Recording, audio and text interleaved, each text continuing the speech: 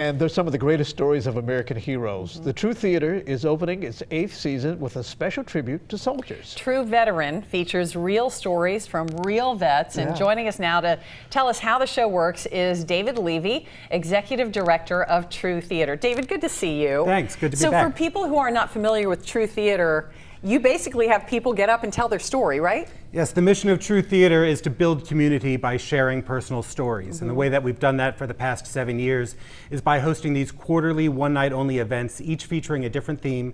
And then we find 5 people from all walks of life to tell a true personal story based on that theme. There are no more compelling stories than those of veterans.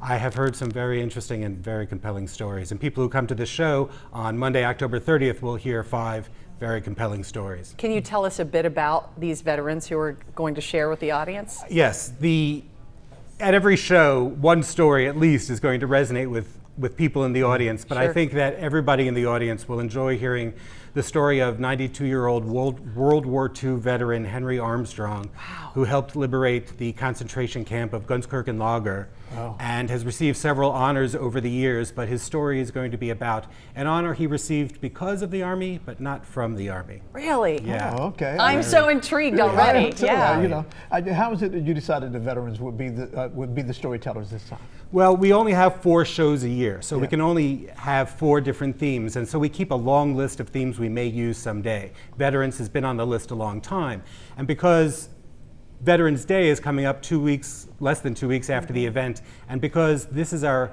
officially first show of our first season at Memorial Hall, which was built in 1908 to honor Cincinnati veterans of the Spanish-American War and the U.S. Civil War, we thought now is the perfect time for that theme. It's such a beautiful place. It's gorgeous. I have to say, I'm kind of surprised it took a while to get around to veterans. It was on the list for a long time. Like I said, we can only pick 4 a year, and for one reason or another, sometimes because of the calendar, like it made sense because it's close to Veterans Day this time around. If we use that theory every year, we really only have 1 slot where it might be appropriate.